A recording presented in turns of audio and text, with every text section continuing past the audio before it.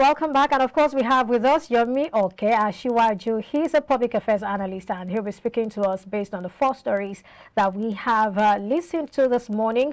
The first story talks about the price of kerosene surging to as high as over 800 naira per litre. And then we have some other conversations around that, talking about the fact that, well, it's a deregulated market, and this is as a result of demand and supply. It's just market forces working here. And let's have your take on this particular issue, sir. Yeah, good morning.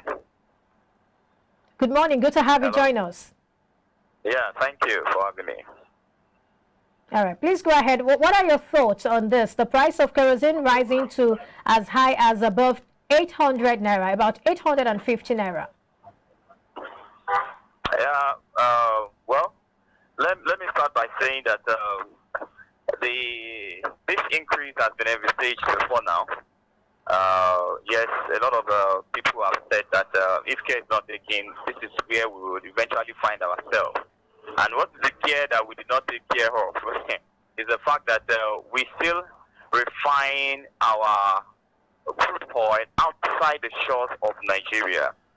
So therefore, we are the mercy of foreign exchange, and that's exactly what is happening to the price of kerosene. Of course, it's no longer a deregulated.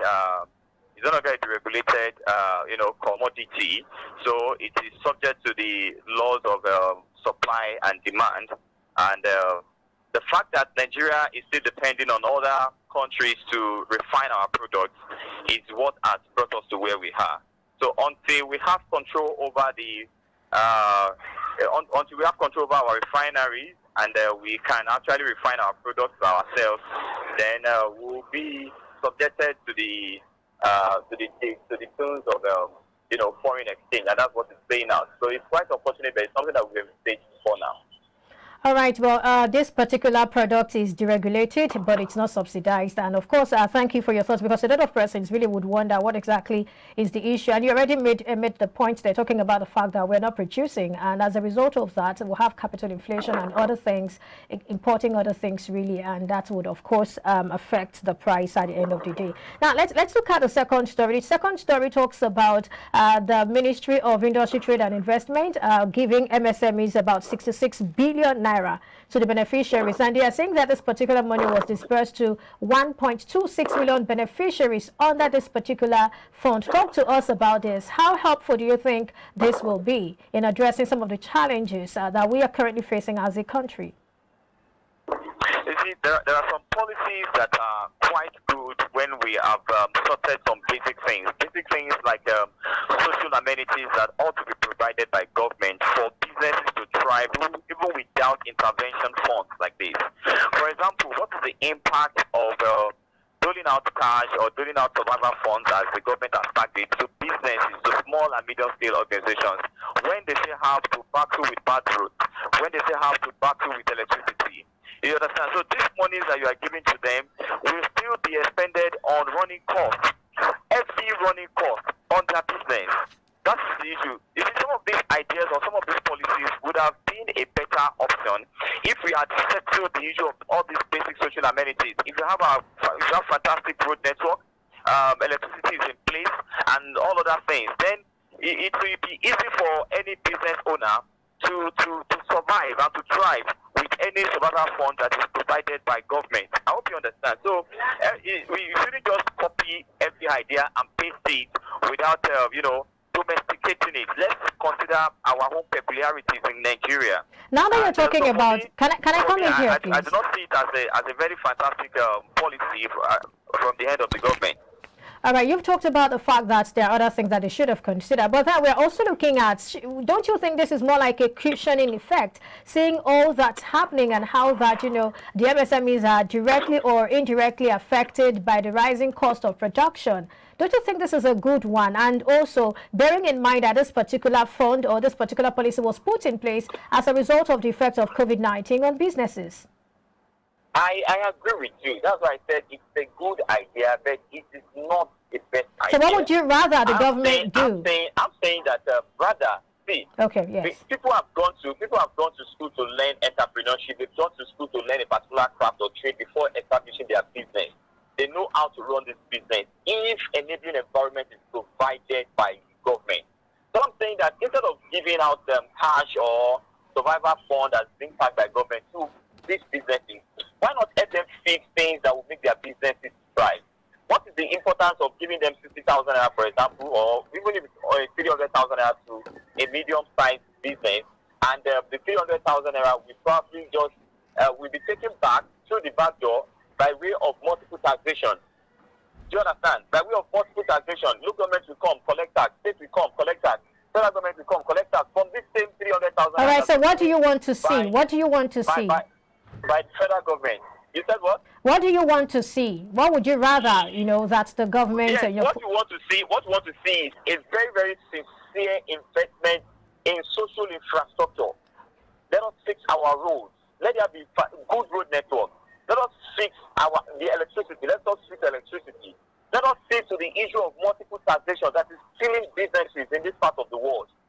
If you have these things in place, I'll bet you some growing businesses will thrive without government intervention. That is direct intervention in forms of giving out funds like this. But for me, it is not a bad idea. Of course, we've been badly hit by COVID-19, and of course, we just recovered from one recession even before COVID-19. So it is going to serve as a pushing effect, of course, to businesses. But I'm saying we can do better than this. All right, that's noted. That's noted. Let's move on to the third story. Third story talks about the manufacturers talking about the fact that investments have been slashed by 56% in 7 years. And this is as a result of the fact that some of the things they've got a cacophony of poor policies and economic headwinds. What are your thoughts? 56%. You see, that's a pointer to what I just, my submission earlier on. If investment is reducing in the country, then it really means that it's attributed, like the manufacturer association have said, to bad policy. Now, I laugh sometimes when I see some governors of states travel out of the country under the disguise that they want to attract foreign direct investment to their state. And I wonder, what have you done to the existing investment in your state? Are you saying that there are no companies, multinationals, manufacturing companies, that needs the support of government? That all you need to do is to just put in place basic things that will make them to thrive. Instead of going abroad, spending so much money with entourage and all that, to say you want to go and attract another foreign direct investment, whereas there are investment opportunities in this country that should be done by the existing companies. But because we are paying lip service to some of the economic policy, fiscal policy, and all that, these companies are folding up day in, day out. So how you expect me to come and invest in a country where some multinationals have started to, pack up? Would I ask questions? Would I do my feasibility study? Would I say that, okay, why did this person leave this country? And you are saying I should come. So for us, we are saying that government should just be sincere with making decisions, making policies, so that by default, businesses in this country will rise, they will thrive, they will do so well, and because of the success story of those that are existing, it will by default attract foreign direct investment without us going to meet all these people to come. All right, so very quickly now. Thank you. Very quickly now, let's look at the impact of the Russia-Ukraine crisis. They're talking about the fact that a lot of the raw materials are scarce now, ranging from wheat to oil and all of that as a result of this crisis. I'm looking at the fact that a lot of countries are also suffering from this particular issue. What's the lesson here for countries, and Nigeria especially? It feels the world is dependent on these two countries. Nigeria is a blessed country. Blessed one that even some other developed nations are envying us for the abundance of resources that we have. The only challenge we have always had is, maximizing what we have, using it judiciously to our benefit, and that has been our challenge all this while. And that's why most people say that the challenge that Nigeria has is that of leadership. Leadership, the willingness to do what is right at the right time, the willingness to take decisions, whether tough at the appropriate time, that will benefit the masses. So for me, I do not see Nigeria as one of the countries that should depend solely on raw materials from some other countries, because we have almost virtually everything that we need in this country. Is it not the same country where we have Ajakuta steel mill? Is it not the same country where we have limestone in Ogun State, yeah, for cement and other things? Is it not the same country that we have abundance of the natural resources that we need to just maximize and for the benefit of the masses? So for us in Nigeria, we shouldn't link our challenges with what is happening globally or as a result of the Russia invasion and all that. No, we should manage what we have and use it judiciously for the benefit of the masses.